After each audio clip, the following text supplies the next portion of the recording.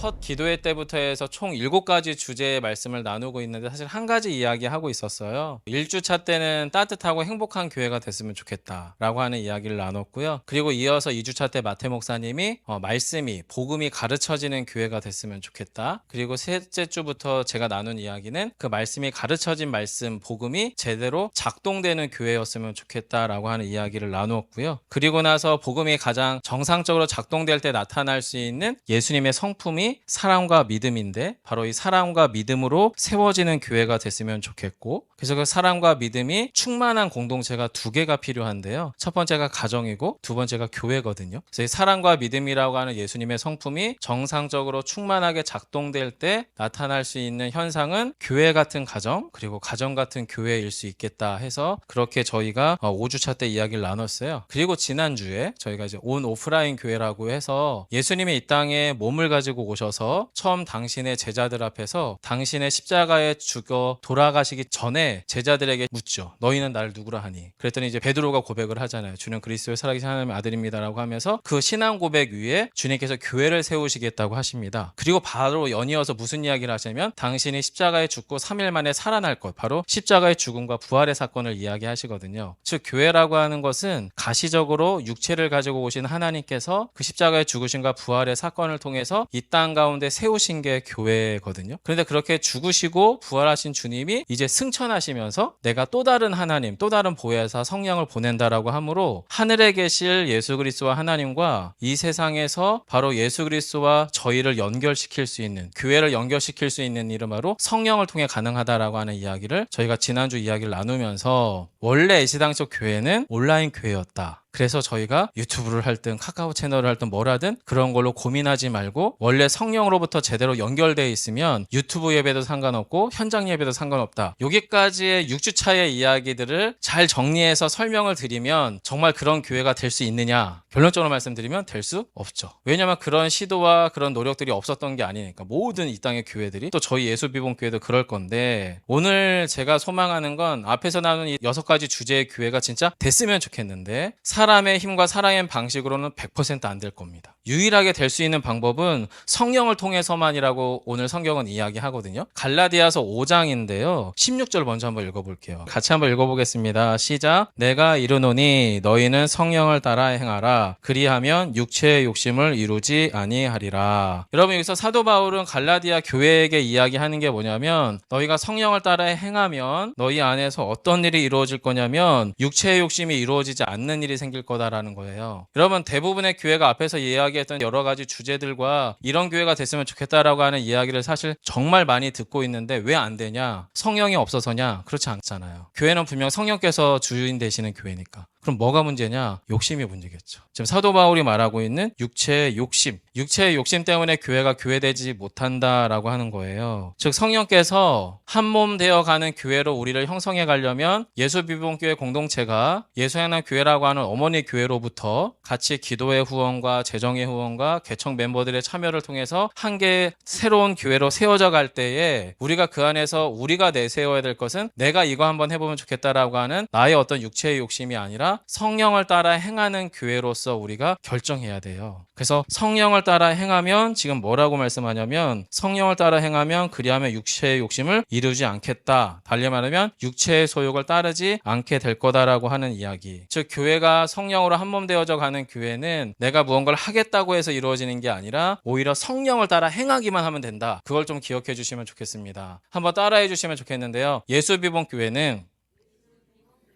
내 욕심이 아니라 성령을 따라 행하는 교회입니다.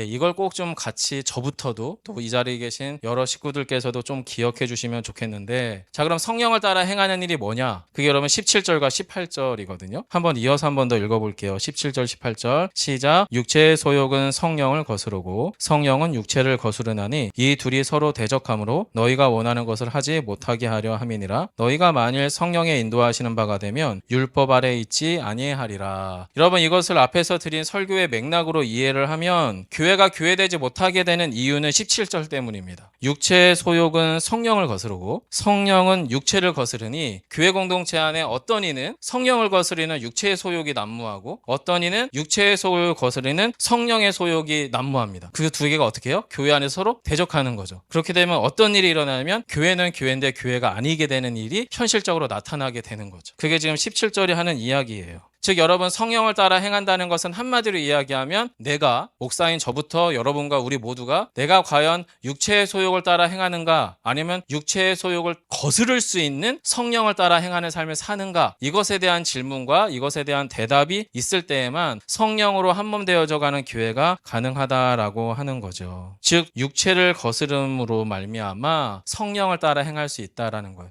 복잡한 게 아니죠. 성령을 따라 행하는 거 어떻게 해야 되죠? 첫 번째는 우리 안에 내가 육체를 따라 행하고 있는가 아니면 성령을 따라 행하고 있는가에 대한 질문을 하면 된다라고 하는 겁니다. 자, 육체를 따라 행하는 일은 어떤 일이냐면 여러분 오늘 성경에서 말하는 육체의 일이 난무하는 상태가 육체를 따라 행하는 겁니다. 그게 19절 20절인데요. 한번 읽어볼게요. 21절까지네요. 함께합니다. 육체의 일은 분명하니 곧 음행과 더러운 것과 호색과 우상숭배와 주술과 원수배 있는 것과 분쟁과 시기와 분냄과 당짓는 것과 분열함과 이단과 투기와 술취함과 방탕함과 또 그와 같은 것이라 전에 너희에게 경계한 것 같이 경계하노니 이런 일을 하는 자들은 하나님 나라를 유업으로 받지 못할 것이요. 자, 성령을 따라 행하는 것은 육체를 거스려서 하면 되는 거고 육체를 거스르지 않는다는 것은 달리 말하면 내 삶의 육체의 일이라고 하는 액티비티, 이거 활동이거든요. 육체의 활동이 내 안에서 나타나는가를 보면 된다라고 하는 그 이야기를 하는 거예요. 육체의 일이 언제 일어나냐면 가만히 있으면 육체의 일이 일어나요.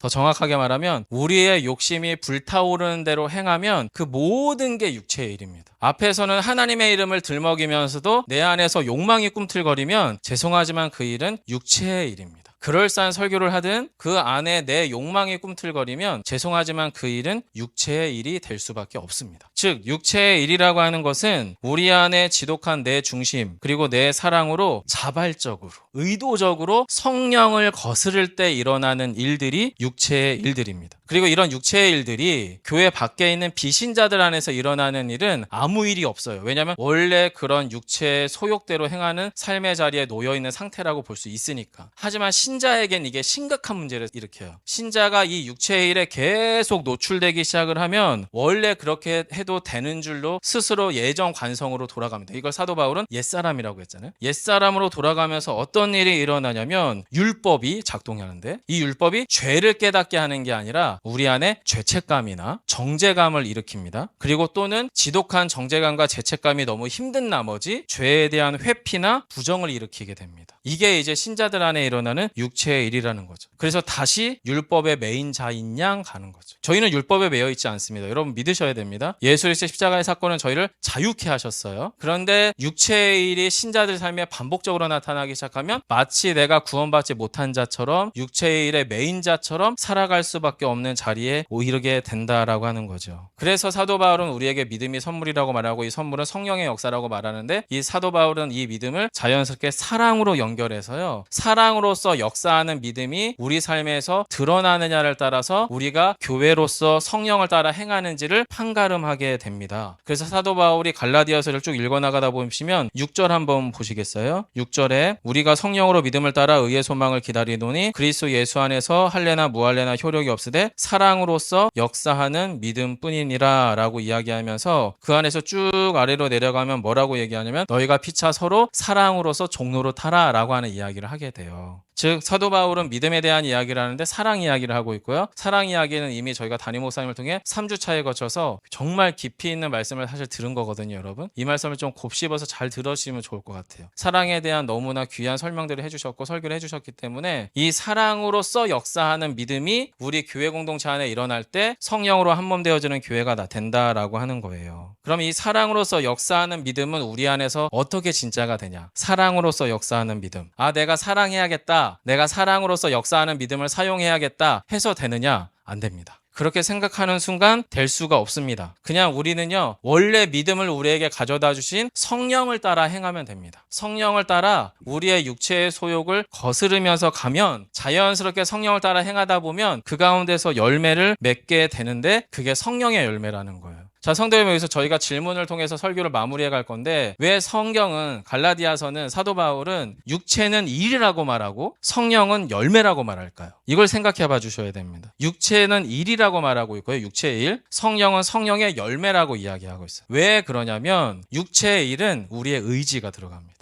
내 욕망과 나의 중심성을 사용해서 그 결과를 내가 선택적으로 의지적으로 결과적으로 선택함으로 나타나는 일이 육체의 일이라면, 성령의 열매는 원래 성령께서 행하시는 그 길, 그 따름 안에 있다 보면, 그 성령이 일하시는 길 위에 서다 보면 자연스럽게 그것이 도착점에 도달하게 될 때 나타나는 게, 성경은 그것을 성령의 열매라고 표현하고 있다라고 하는 거예요. 즉 성령의 열매는요, 내가 맺는 게 아니라 내 삶의 주도권을 내 욕심이 작동하는 게 아닌 성령께서 내 삶의 주도권을 온전히 내어드려서 성령이 내 삶을 주도해 가기로 결정할 때 자연스럽게 그 길의 끝에 성령의 열매가 맺혀진다라고 하는 거죠. 여러분, 그래서 앞에 있는 육체의 일은요, 정확하게 가정과 교회를 파괴하는 일들인데요, 대부분의 저를 포함한 많은 사람들이 육체의 일들을 이렇게 하면 교회와 가정이 파괴될 텐데 알고 하시는 분 없어요. 그냥 욕심이 따라 하다 보니 그냥 그렇게 가는 거예요. 그래서 그냥 이것은 우리가 텐데 하고 알고 가는 경우 없습니다. 육체의 일은 그냥 가다 보면 그렇게 되는 겁니다. 하지만 반대로 성령의 열매는 성령을 따라 행하는 삶의 선택이 필요합니다.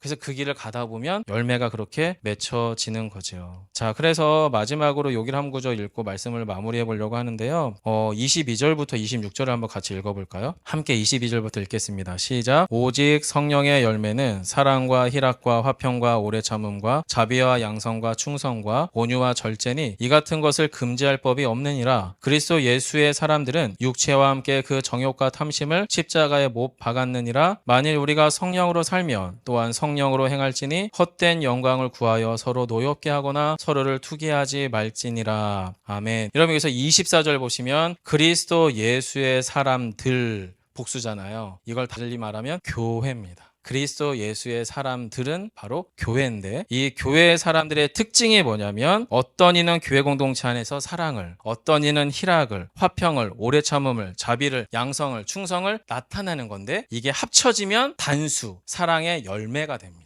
즉 예수 비봉교회라고 하는 공동체에 육체의 소욕을 따라 행하는 우리의 습관을 내려놓고 성령을 따라 행하기로 결정함으로, 성령을 따라서 육체를 거스르기로 결정한 신자 한 사람 한 사람, 목사 한 사람 한 사람, 사역자 한 사람 한 사람들의 수가 더해져 갈수록 그 안에서는 사랑의 열매로부터 시작하는 성령의 열매들이 맺어지기 시작을 할 거고, 그런 것들이 맺혀지는 교회 공동체를 지금 24절은 뭐라고 얘기하냐면 그리스도 예수의 사람들이라고 말하고요. 이 그리스도 예수의 사람들은 바로 24절에 보시면 이미 그 일이 가능해요. 왜냐하면 육체와 함께 그 정욕과 탐심을 십자가에 이미 못 박았기 때문에. 못 박은 자인데 우리가 그것을 깜빡하고 그걸 잊어버리고 예전 습관대로 육체를 따라 행하기 시작하면 우리가 마치 과거의 십자가의 자유함 가운데 있지 못한 예전의 모습으로 돌아가는 것 같은 착각을 일으키게 된다라고 하는 거죠. 자, 그래서 여러분, 우리는 성령이 우리 안에서 일하시는 공동체였으면 좋겠고, 우리 한 분 한 분들이 그렇게 우리 스스로 하나님께 내어드렸으면 좋겠어요. 예수 비봉교회는 아주 과격하게 표현하면 굳이 개척하지 않아도 될 법한 교회로 순식간에 옮겨갈 수도 있어요. 그리고 이미 어머니 된 예수향남교회에서 굳이 이렇게 많은 힘과 수고와 노고와 헌신들을 가지고 이 교회를 개척할 필요가 없을 교회로 전락할 수도 있습니다. 그리고 이 거룩하고도 정말 큰 부르심 안에 저를 포함한 우리 모든 식구들이 믿음으로 그리고 성령을 따라 행하는 교회 공동체로 서가시기를 간절히 소망합니다.